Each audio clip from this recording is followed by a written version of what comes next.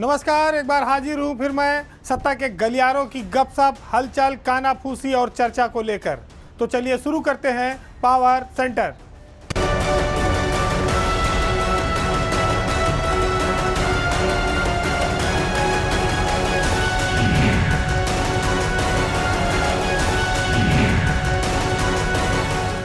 उत्तर प्रदेश अर्थव्यवस्था के मामले में लगातार तरक्की कर रहा है, ऐसा सरकारी आंकड़े कहते हैं। ईज ऑफ डूइंग बिजनेस में हम नंबर 2 पर पहुंच गए हैं। अभी अर्थव्यवस्था को $1 ट्रिलियन तक पहुंचाने का एक नया लक्ष्य चल रहा है। प्रदेश सरकार $1 ट्रिलियन अर्थव्यवस्था बनाने में उत्तर प्रदेश को जुटी हुई है, लेकिन अफसर इस सपने को चकनाचूर करने में लगे हैं। मामला उत्तर प्रदेश की एक ऐसी हकीकत से जुड़ा है जिसको आपको और सबको जानना चाहिए। उत्तर प्रदेश बजट के मामले में जो इनके विभाग हैं वो फिसड्डी साबित हो रहे हैं। जो विकास के कार्यों से जुड़े पैसे खर्च होने चाहिए, जो बजट में एलोकेशन हुआ था, उस मामले में अधिकतर विभाग पीछे जा रहे हैं। जब बजट खर्च नहीं हो पा रहा है, कहीं 10%, कहीं 20%, कहीं 30%, तो ऐसे में $1 ट्रिलियन की जो अर्थव्यवस्था है वो कैसे बनेगी? जो सरकार ने लक्ष्य दिया है उससे सरकारी विभाग और मंत्री तालमेल नहीं बिठा पा रहे हैं। आज हम आपको इस बारे में बताएंगे।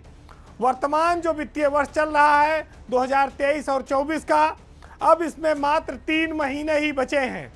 ऐसे में विकास के मद में जो बजट है वो अब तक उत्तर प्रदेश में मात्र 40% के लगभग ही खर्च हो पाया है।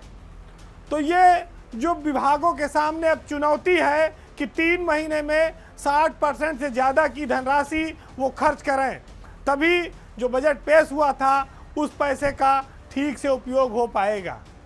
बजट की जो खर्च की गति है वो क्यों धीमी है? सरकार इस बात को लेकर चिंतित है। अंदर खाने प्रमुख सचिवों को ये निर्देश दिए गए हैं कि बजट का 100% उपभोग इस वित्तीय वर्ष में सुनिश्चित किया जाए। लेकिन इसी बीच अफसर जो पहले का पैसा खर्च नहीं कर पाए थे, उन्होंने उल्टे लाकर अनुपूरक बजट ले आए, यानी कि वो सप्लीमेंट्री में भी उन्होंने पैसे मांग लिए। पहले जो पड़े थे वो खर्च नहीं हुए, ऊपर से उनको और पैसा चाहिए। जब विकास का अरबों रुपया पिछले साल इन्हीं ढिलाइयों की वजह से खर्च नहीं हो पाया, उनको सरेंडर होना पड़ा। बड़े बड़े विभाग PWD जैसे जो बदनाम हुए कि 27,000 करोड़ के बजट में कुल 9,000 करोड़ खर्च कर पाए थे।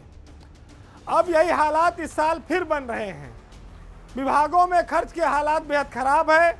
अगर आप नज़र डालें तो माध्यमिक शिक्षा विभाग जो है, गुलाब देवी का मंत्रालय, ये भी बहुत पीछे चल रहा है। यहाँ मात्र अभी तक 15% बजट खर्च हुआ है। बजट सबसे अधिक खर्च करने वालों में केशव मौर्य का विभाग है। इनका विभाग इस समय 60% से ज़्यादा बजट खर्च कर चुका है। डिप्टी CM केशव मौर्य का विभाग इस मामले में काफ़ी आगे है। तो अब आप सोचिए जितिन प्रसाद क्या हालत, जैसे पिछले साल थी वही हाल अब की साल भी है। अब की बार भी इनके यहाँ 10,000 करोड़ रुपया सरेंडर होगा।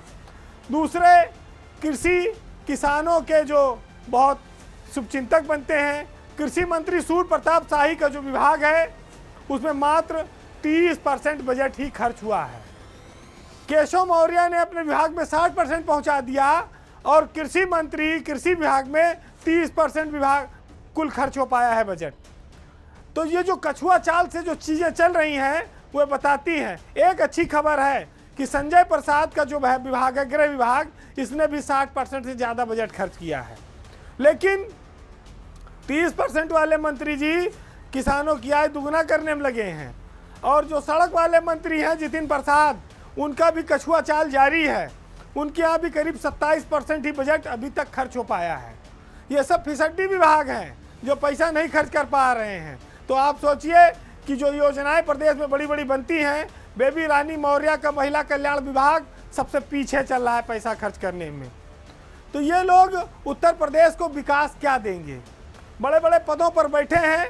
बेबी रानी मौर्य का विभाग हो गया, महिला कल्याण हो गया, माध्यमिक शिक्षा मंत्री गुलाब देवी का विभाग हो गया, कृषि मंत्री सूर्य प्रताप शाही हैं, PWD मिनिस्टर हैं, सिंचाई विभाग भी फिसड्डी है। आगे है तो सिर्फ 2 विभाग इस समय, एक केशव मौर्य का ग्राम विकास और दूसरा गृह विभाग जो मुख्यमंत्री के पास है और जिसमें प्रमुख सचिव गृह संजय प्रसाद हैं। इन 2 अफसरों ने बजट की गति को बनाए रखा है, इन 2 लोगों ने।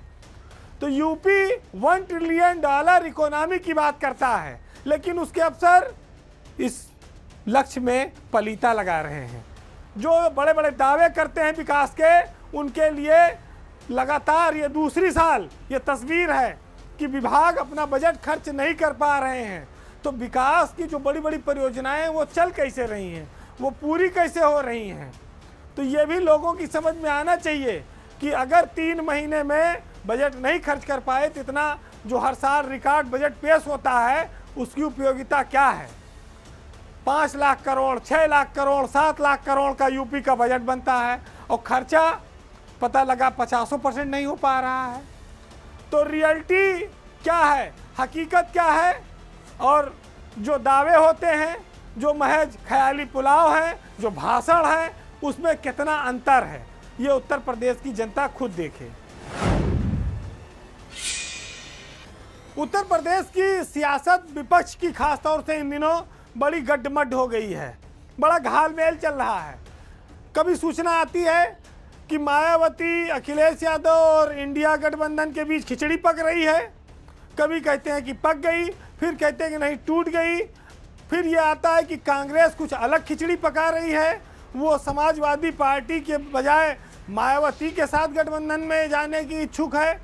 तमाम चीज़ें अचानक से बदल रही हैं। तो यूपी की सियासत क्यों महत्वपूर्ण है? क्योंकि लोकसभा की 80 सीटें हैं, भाजपा यहाँ 75+ का लक्ष्य लेकर चल रही है, प्रचंड जीत चाहती है वो उत्तर प्रदेश से, और विपक्ष भाजपा को रोकने के लिए सारे दलों को एक साथ गठबंधन करने की उम्मीद पाले बैठा है। ये खिचड़ी इसीलिए पक रही है और इसीलिए सीट शेयरिंग पर बातचीत फाइनल नहीं हो पा रही है। कांग्रेस इस खिचड़ी में एक मध्यस्थ की भूमिका में है, जो इन दिनों यूपी के सियासत के तापमान को अलग अलग कोनों से नाप रही है। अभी राहुल गांधी की भी एक यात्रा उत्तर प्रदेश में शुरू होने वाली है, जिसमें इस बात को देखा जाएगा कि उनकी यात्रा में कितनी भीड़ आती है, कितने मुसलमान आते हैं और किस तरह से दलितों को इस यात्रा से जोड़ा जा सकता है। तो ये सब सवाल तेजी से चल रहे हैं, जिनके जवाब आने वाले दिनों में मिलेंगे, लेकिन ये फरवरी से पहले संभव नहीं है। हालांकि कांग्रेस के इस दांव पेच के बीच अखिलेश यादव ने भी अचानक से मायावती के प्रति सम्मान का रुख अपनाया है, नरम रुख अपनाया है, और उनके इस नरम रुख के चलते इन चर्चाओं को और बल मिल गया है कि मायावती इंडिया गठबंधन को लेकर जल्दी कोई बड़ा फैसला कर सकती हैं। जानकार भी ये बताते हैं कि मायावती इस गठबंधन में शामिल होने पर नफ़ा और नुकसान दोनों का आकलन करने के लिए जुटी हुई हैं। वो अपने पार्टी के नेताओं से फीडबैक ले रही हैं।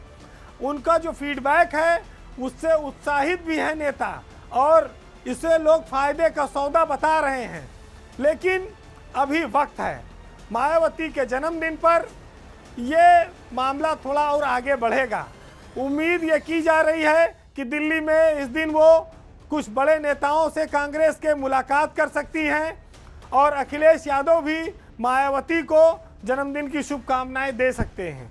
तो बहुत सारी चीज़ें चल रही हैं, लेकिन ये बात जरूर साफ हो गई है कि समाजवादी पार्टी अब मायावती के लिए आदर का भाव रख रही है। तो ये पलड़ा थोड़ा इंडिया गठबंधन की ओर मायावती का झुकाने की कोशिश है। मायावती भी नरम रुख अपनाए हुए हैं, लेकिन जब भी वो आएंगी अपनी शर्तों के साथ गठबंधन में शामिल होने आएंगी। दूसरी ओर आप देख सकते हैं कि राम मंदिर का कार्यक्रम चल रहा है, पूरे देश को भगवा करने की कोशिश है। विपक्ष के जो नेता प्रस्ताव ठुकराए हुए हैं उनको बदनाम भी वो हो रहे हैं। तो मायावती को ये बात पता है कि एक तरफ भगवा लहर चल रही है, दूसरी तरफ उनके दलित वोटों पर भी शिकंजा बढ़ रहा है। ऐसे में अगर वो अपना रुख लचीला नहीं करती हैं तो उनके सामने लोकसभा में कितनी सीटें आएंगी, क्या स्थिति बनेगी अकेले लड़ने पर, वो कोई नादान खिलाड़ी नहीं है सियासत की।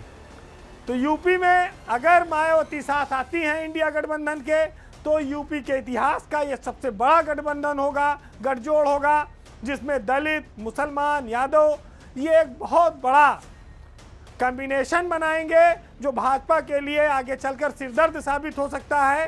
क्योंकि जो मायावती के पास 12% वोट है, वो और समाजवादी और कांग्रेस, ये तीनों चारों मिलकर एक बड़ी ताकत उत्तर प्रदेश में बन जाएंगे।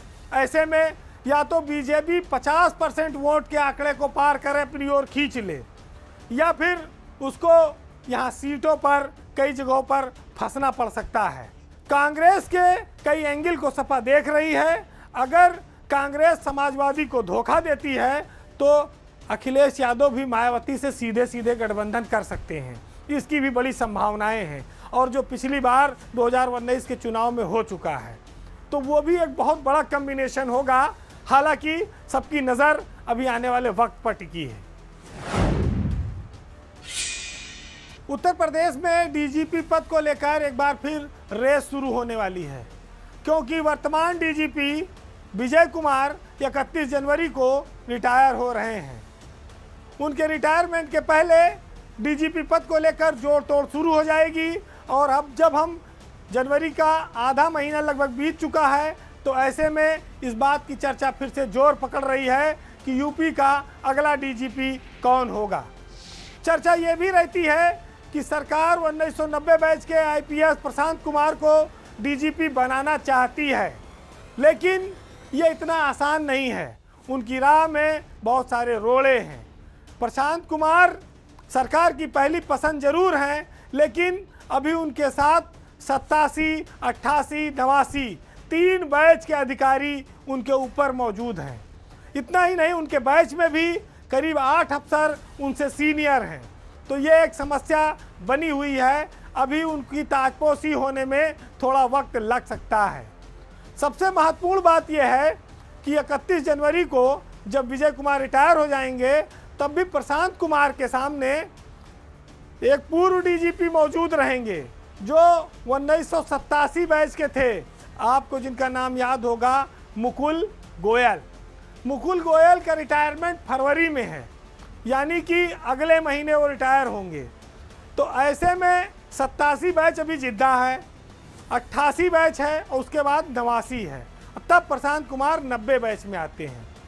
विजय कुमार के साथ माथुर साहब भी रिटायर हो रहे हैं, वो 90 बैच के हैं, वो चले जाएंगे। लेकिन प्रशांत कुमार का रास्ता आसान होने वाला नहीं है। अभी मुकुल गोयल रहेंगे, इस वजह से 1 महीना उनको इंतज़ार करना पड़ेगा कि मुकुल गोयल फरवरी में रिटायर हो जाएं।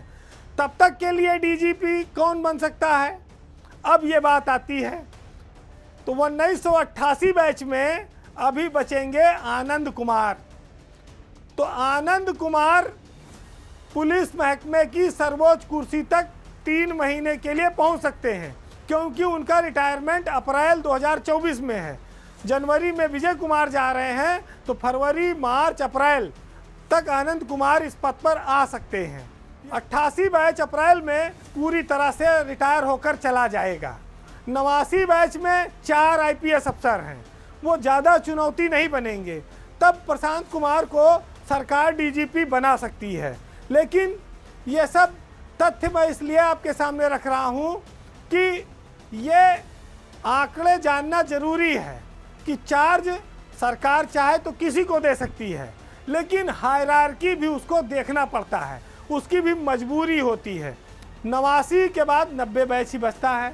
यहाँ प्रशांत कुमार भले अपने बैच में नीचे हों, लेकिन सरकार वहाँ पर उनको पसंद के आधार पर तैनात कर सकती है, इसमें कोई बुराई नहीं है और यह हमेशा होता आया है। तो ये सरकार की इच्छा है और वो प्रशांत कुमार उनकी पसंद भी है। वो डिलीवरी देने वाले अफसरों में भी और उनकी साख भी अच्छी है। प्रशांत कुमार बिहार के सिवान के रहने वाले हैं और उनकी नौकरी जो है अभी मई 2025 तक है, यानी कि जो 5वां महीना होगा 2025 का, अगले साल तक का, तब तक वो नौकरी में हैं। तो उनके पास तब भी करीब 13 महीने का कार्यकाल मिलेगा अगर वो अप्रैल में डीजीपी बनते हैं तो। तो ये यूपी के नए डीजी के लिए एक समीकरण है। हालांकि कोई ऊपर से इसमें कहीं बाहर से आने वाला नहीं है। आनंद कुमार के लिए एक अवसर बना है कि उनको 3 महीने के लिए सरकार डीजीपी का चार्ज दे सकती है, क्योंकि मुख्यमंत्री ने अभी तक सीनियरिटी के आधार पर ही लोगों को डीजीपी का चार्ज दिया है। व्यवस्था कार्यवाहक रूप में ही चली आ रही है, लेकिन सीनियरिटी को नज़रअंदाज अभी तक नहीं किया गया है। तो ऐसे में 3 महीना आनंद कुमार भी कार्यवाहक डीजीपी रह सकते हैं, और ऐसा अगर होगा तो इसमें कोई आश्चर्य की बात नहीं होगी। ये जरूर है कि अप्रैल के बाद डीजीपी पद के समीकरण बहुत तेजी से बदलेंगे। अब बात उत्तर प्रदेश में एक बहुत बड़े घोटाले की, बच्चों से जुड़े हुए महकमे की, शिक्षा की, जो बड़े बड़े दावे करते हैं उनके यहाँ किताबों की लूट मची हुई है।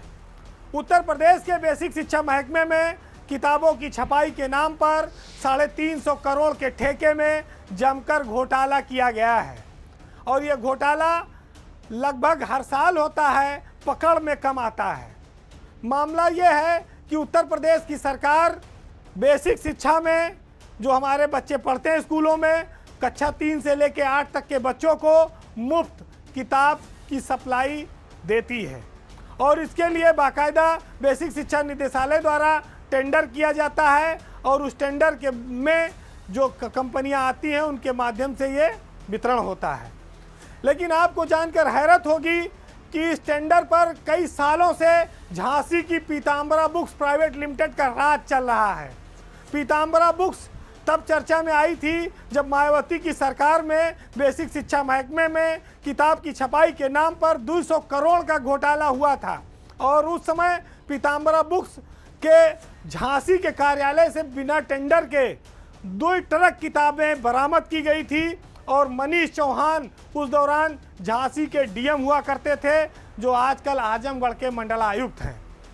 झांसी की पीताम्बरा बुक्स के मालिक विवेक बंसल बहुत बड़े खिलाड़ी हैं। उत्तर प्रदेश में गरीब बच्चों की किताबों को लूटने वाला एक बहुत बड़ा नाम है झांसी का पीताम्बरा बुक और विवेक बंसल, जिनकी इच्छा के बिना ये टेंडर कभी एक तरफा हो ही नहीं पाए, हर बार खेल हुआ।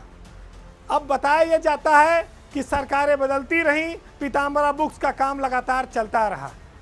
जो पाठ्य पुस्तक अधिकारी होता है बेसिक शिक्षा निदेशालय में, वो इस खेल का महत्वपूर्ण कड़ी है, वो मास्टरमाइंड भी आप कह सकते हैं। माधव तिवारी के पास इस समय पाठ्य पुस्तक अधिकारी का चार्ज है, और पीताम्बरा के मालिक विवेक बंसल से उनकी साठगांठ खुल चुकी है। इसकी शिकायत उत्तर प्रदेश की सरकार में मुख्यमंत्री कार्यालय से लेकर बेसिक शिक्षा मंत्री और प्रमुख सचिव तक हो चुकी है, लेकिन अभी तक कार्रवाई नहीं हुई है। यूपी सरकार गरीब बच्चों को सरकारी स्कूलों में जो मुफ्त किताबें देती है उस पर बड़े बड़े धन्ना सेठों की नज़र है। मंत्री हैं संदीप सिंह। उत्तर प्रदेश में जब तक विजय किरण आनंद डीजी के पद पर कायम थे, तब तक पीताम्बरा बुक्स अपना घोटाला घपला नहीं कर पाया। लेकिन इसी बीच जब उनका ट्रांसफ़र हुआ और उनकी जगह पर कंचन वर्मा नई डीजी बनकर आई, जब तक वो विभाग को समझती, उनको अंधेरे में रखकर माधव तिवारी द्वारा ये बहुत बड़ा खेल करा दिया गया। सन 2024-25 के लिए किताबों की छपाई के 350 करोड़ रुपए का टेंडर निकला था। टेंडर की शर्तों के अनुसार जो कंपनी L1 आती है उसको 20% ही काम दिया जाता है, बाकी जो फर्में टेंडर डालती हैं प्रिंटर्स लोग, उनसे L1 की दर पर काम करने की सहमति ली जाती है, और सबको 5% काम दिया जाता है।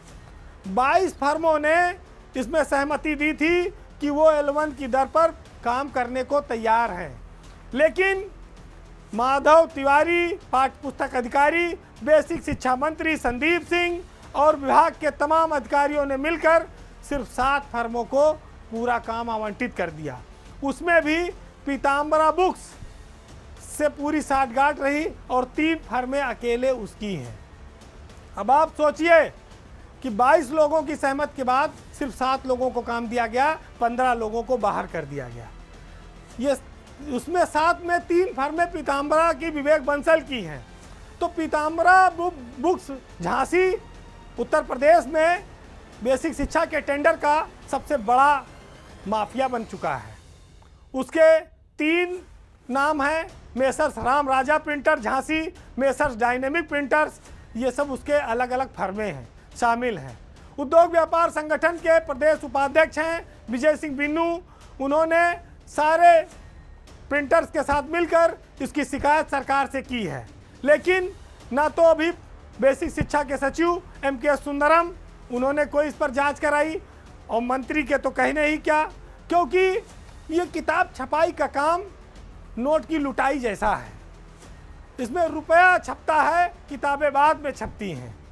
और आप ये सोचिए कि इतने विशाल प्रदेश में जहाँ कई करोड़ किताबें छपती हों, कई ट्रकों किताबें छपती हों, वहाँ पर 350 करोड़ रुपया मामूली रुपया नहीं है। इसके ठेके में कितने बड़े बड़े लोग इन्वॉल्व होंगे और कितनी भारी कमीशन खोरी होती होगी। तो ये गरीबों के नाम पर जो लोग गरीबों के हिमायती बनते हैं, वो कितने अमीर बैठे हैं, इसका भी लोगों को आकलन करना चाहिए और लोगों को जानना चाहिए कि बेसिक शिक्षा के मुंह पर किस तरह से कालिक पोती जा रही है और उनके पैसे की किस तरह से लूट की जा रही है। उत्तर प्रदेश में किताब छपाई के नाम पर पीताम्बरा बुक्स और विवेक बंसल सालों से ये काम करता आ रहा है। कई बार उस पर FIR भी हुई, लेकिन कार्रवाई नहीं हो पाती, क्योंकि गांधी जी के सब चेले हैं और उन चेलों के आगे बहुत बड़ी बड़ी शक्तियां हार जाती हैं। बहरहाल शिक्षा की दुर्दशा और उसकी सच्चाई, हकीकत की इन तस्वीरों के साथ साथ आपको जाते जाते हम मंजर भोपाली की कुछ लाइनों के साथ छोड़ जाएंगे। सुनिएगा कि जुदाई हो के मिलन हर अदा हमारी है, तुम्हारा शहर है लेकिन फ़ज़ा हमारी है। कहीं पे जल नहीं सकते सितमगरों के चिराग, तमाम शहर में अब के हवा हमारी है। और शिकायतें करें भी तो हम किस जुबां से करें, खुदा बनाया है तुम्हें, ये खता भी तो हमारी है। नमस्कार।